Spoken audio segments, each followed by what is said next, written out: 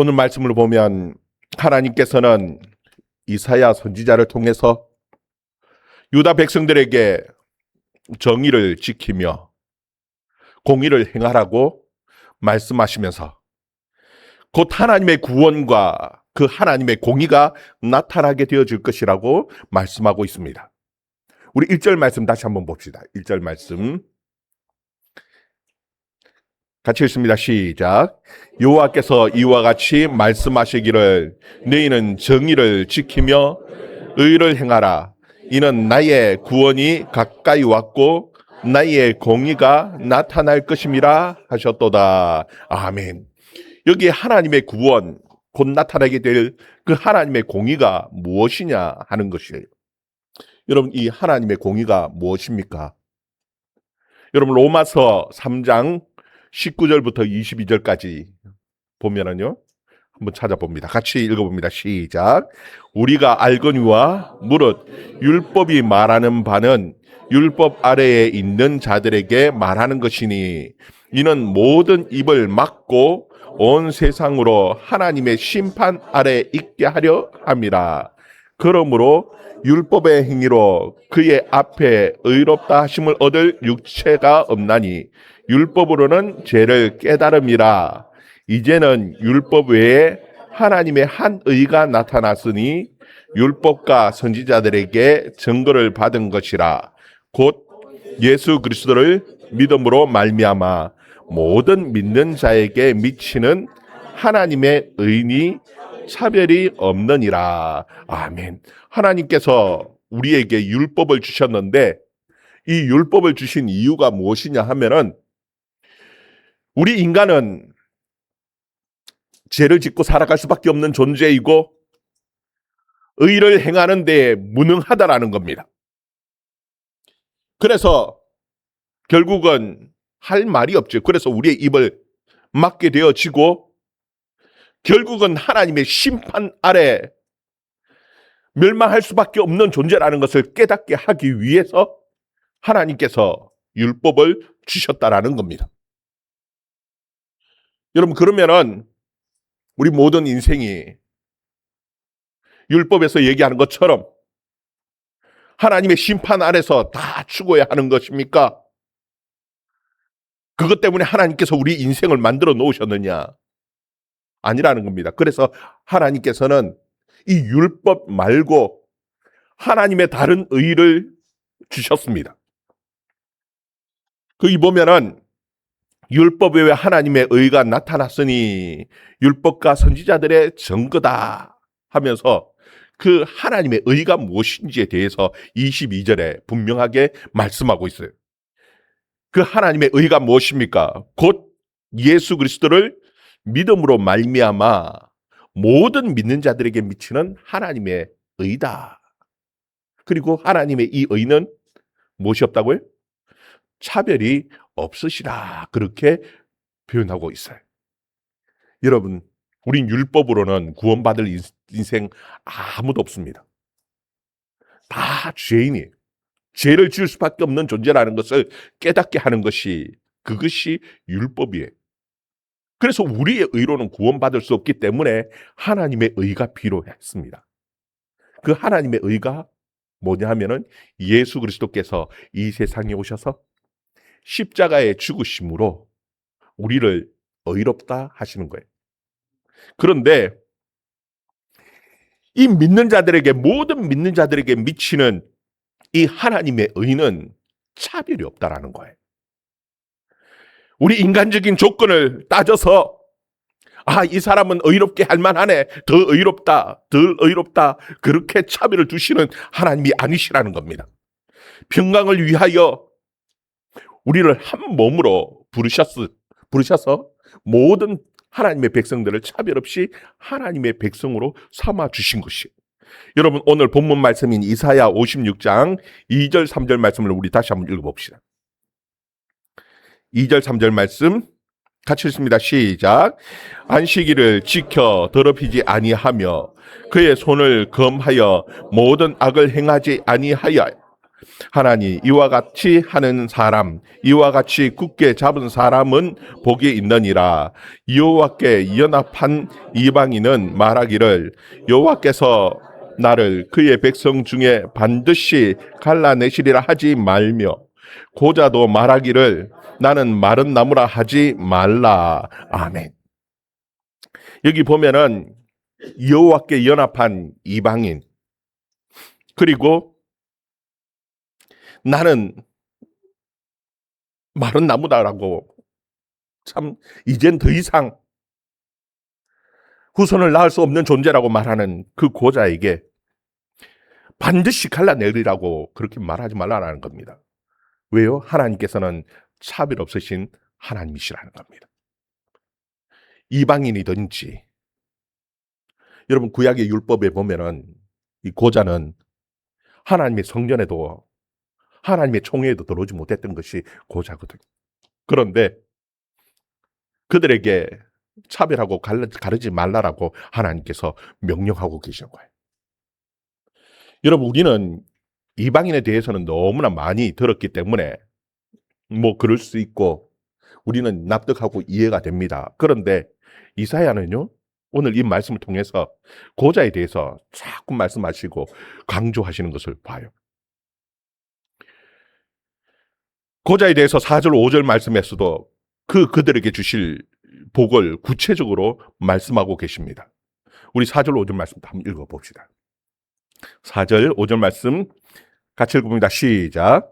여호와께서 이와 같이 말씀하시기를 나의 안식일을 지키며 내가 기뻐하는 일을 선택하며 나의 언약을 굳게 잡는 고자에게는 내가 내 집에서 내 성 안에서 아들과 딸보다 나은 기념물과 이름을 그들에게 주며 영원한 이름을 주어 끊어지지 아니하게 할 것이며. 아멘. 여러분, 이 이사야가 언급하는 이 고자들은 어떤 고자입니까? 안식일을 지키며 하나님이 기뻐하시는 일을 선택하고 그 하나님의 언약을 굳게 잡은 고자라고 말씀합니다. 여러분, 이들이 누군 줄 압니까? 우리가 너무나 잘 아는 다니엘과 그 세 친구들, 그리고 느헤미야, 모르드게 같은 사람들이 바로 이런 고자입니다. 여러분, 지금 이 이사야의 말씀을, 이 이사야의 글을 읽는 사람들은 물론 지금 우리가 읽고 있지요. 후세의 이방인들도 읽게 되어질 겁니다. 그런데 가장 직접적으로 읽는 사람은 누구냐 하면은요, 유대인들입니다. 이 유대인들 가운데에 자신의 의사와 상관없이 고자가 되어질 사람들이 있다라는 겁니다. 그들에게 어떻게 행해야지 될지에 대해서 지금 이사야는 오늘 이 말씀을 통해서 권면하고 계시는 거예요. 여러분, 우리는 도대체 그게 뭔 말이냐, 그들 가운데 그들의 의사와 상관없이 고자가 되어질 사람들은 도대체 뭐냐 생각할 수 있습니다. 여러분, 이사야 39장에 보면은요, 바벨론에서부터 그 사자들이 찾아옵니다. 히스기야가 병에서 낫고 이 유다가 아수르에서 전쟁에서 승리하고 난 그 이후에 그것을 축하하기 위해서 바벨론에서 사신들이 찾아와요. 그때에 이 히스기야가 하나님을 자랑하기보다는 자기의 가진 보물을 자랑하고 무기에 가득 쌓여있는 그 무기들을 자랑하고 싶었습니다. 다 보여줬어요. 보여주지 않은 것이 없을 만큼 다 보여줬어요. 그리고 난 다음에 그때에 하나님께서 이사야를 통해서 이 히스기야 왕에게 하시는 말씀이 있습니다. 그 말씀이 무엇이냐 하면은 이사야 39장 6절 7절 말씀을 보면은 기록되어져 있어요. 우리 같이 한번 읽어봅시다. 시작. 보라, 날이 이르니니 내 집에 있는 모든 소유와 내 조상들이 오늘까지 쌓아둔 것이 모두 바벨론으로 옮긴 바 되고 남은 것이 없으리라. 여호와의 말이니라. 또 내게서 태어날 자손 중에서 몇이 사로잡혀 바벨론 왕궁의 환관이 되리라 하셨나이다 하니. 여러분, 그 유다의 왕족들 가운데에, 귀족들 가운데에 환관으로 포로로 끌려가서 환관으로 되어질 그 사람들이 있다라는 겁니다. 그 대표적인 사람이 누굽니까? 제가 조금 전에 얘기했던 그 다니엘, 그리고 다니엘의 세 친구들, 느헤미야,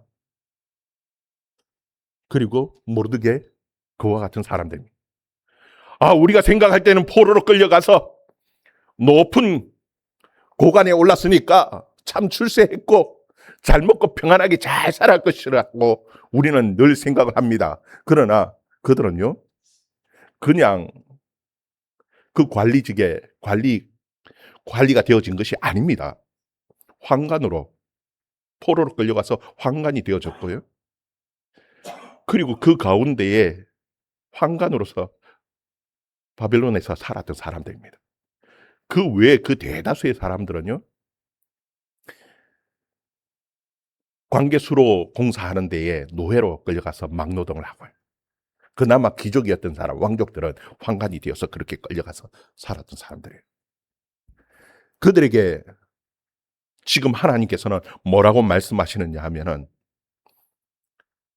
하나님의 말씀, 그 언약의 말씀을 붙들고 믿음으로 살아야 할 것에 대해서 공부하시면서 정말 안식일을 지키고 내가 기뻐하는 일이 무엇인지 깨닫고 그것을 선택하라. 그리하면 하나님께서 그들에게 아들과 딸을 주시지는 못한다 한다 할지라도 더 귀한 기념물, 이름을 그들에게 주시겠다라고 말씀하고 계시는 것이, 하나님께서는 그들을 어인이라고, 그들을 하나님의 성도라고 하나님께서 부르시는 그 이름을 주셨어요.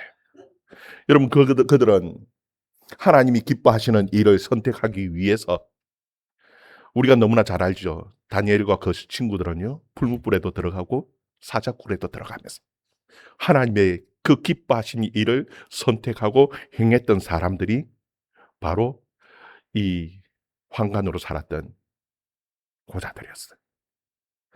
하나님께서는 그들을 비록 자신의 의지와 상관없이 그렇게 되었다 한다 할지라도 하나님께서 그들을 차별하지 아니하시고 하나님의 백성으로 받아주시겠다라고 말씀하고 계시는 것이. 여러분, 그리고 또 거기 보면은 여호와께 연합한 이방인들은 그렇게 나오죠. 이 여호와께 연합했다라는 이 말이 히브리어로는 라와 하는 말입니다. 뭐라 한다고요? 라와. 이 라와라는 말은 원래 그 레위의 어근입니다. 레위의 같은 말입니다. 이 레위라는 말이 연합하다 하는 말인데, 그 의미는요, 레위인들이 하나님 앞에 제사 드리는 그 제사 행위를 가르칠 때에 이 라와, 이런 말을 쓰는 거예요. 여러분, 하나님 앞에 예배하기 위해서 그 돌아온 이방인들, 그들이 있었습니다. 바벨론으로 포로로 끌려갔다가 돌아올 때에, 여러분, 이 3차에 걸쳐서 돌아왔는데 레위인은 얼마나 돌아왔는 줄 압니까? 다 흩어져 버렸고요. 레위인이 하나님 앞에 예배드리겠다고 돌아온 사람은요, 이 에스라를 보면은 74명이 돌아왔다, 그렇게 말합니다. 그리고 그 외에 르디님 사람이라는 족속들이 있습니다. 르디님 사람은 무엇이냐 하면은요, 이방인입니다.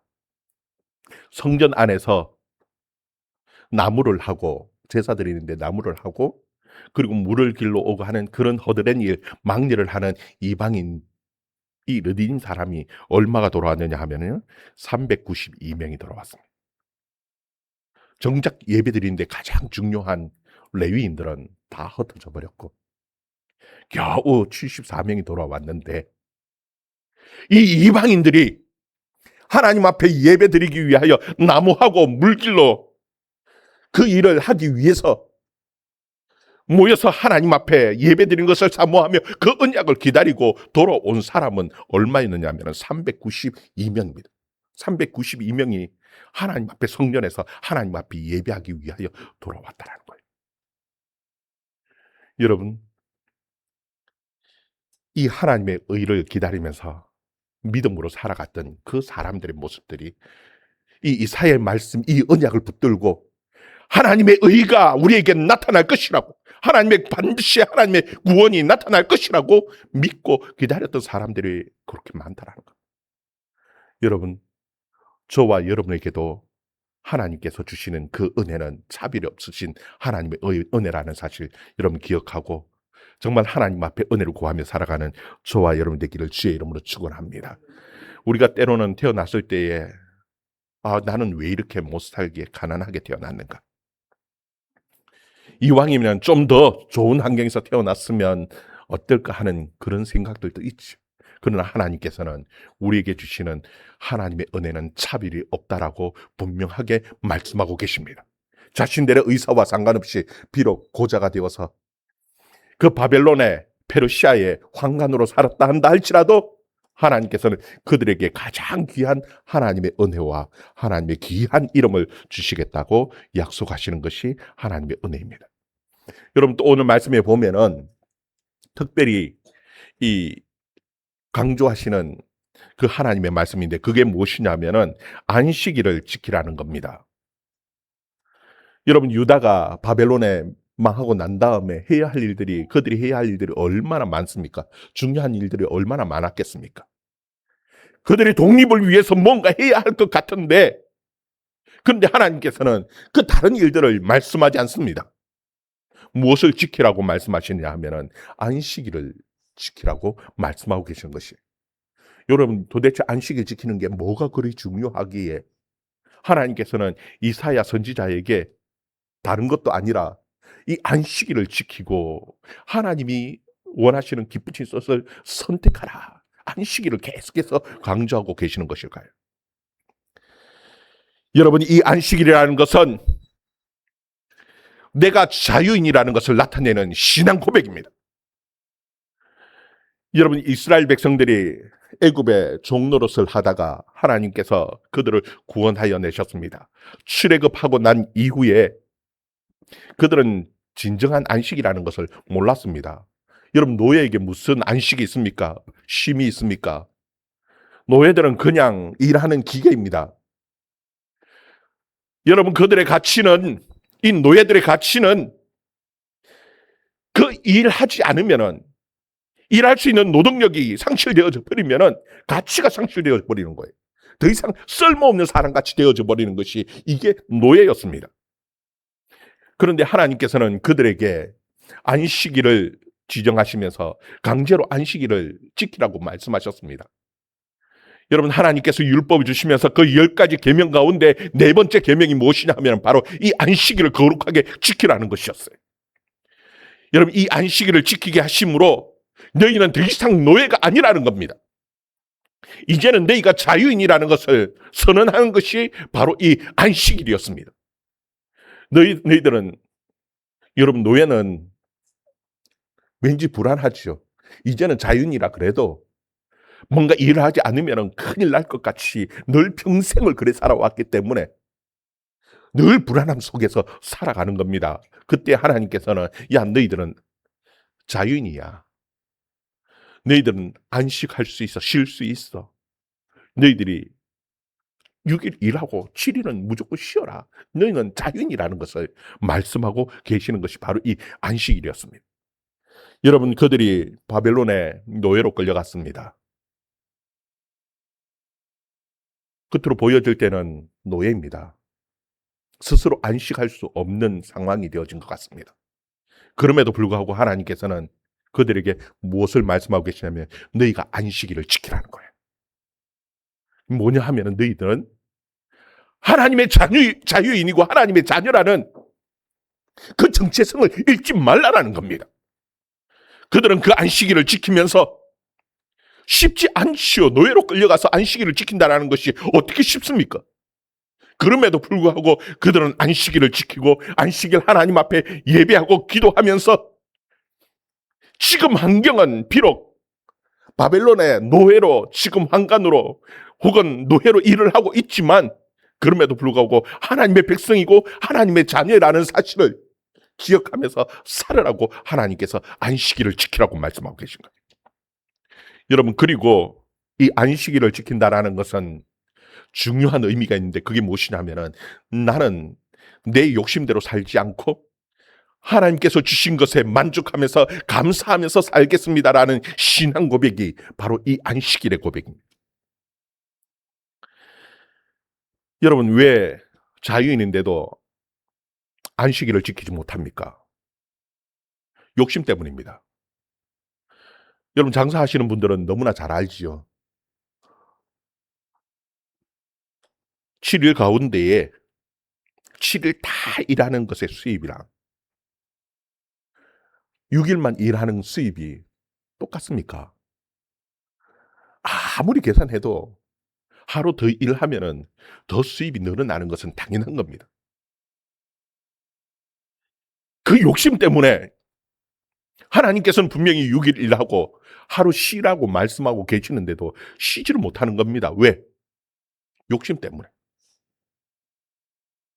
여러분, 이 안식일을 지킨다라는 것은요, 내 욕심대로 살지 않겠다라는 고백입니다.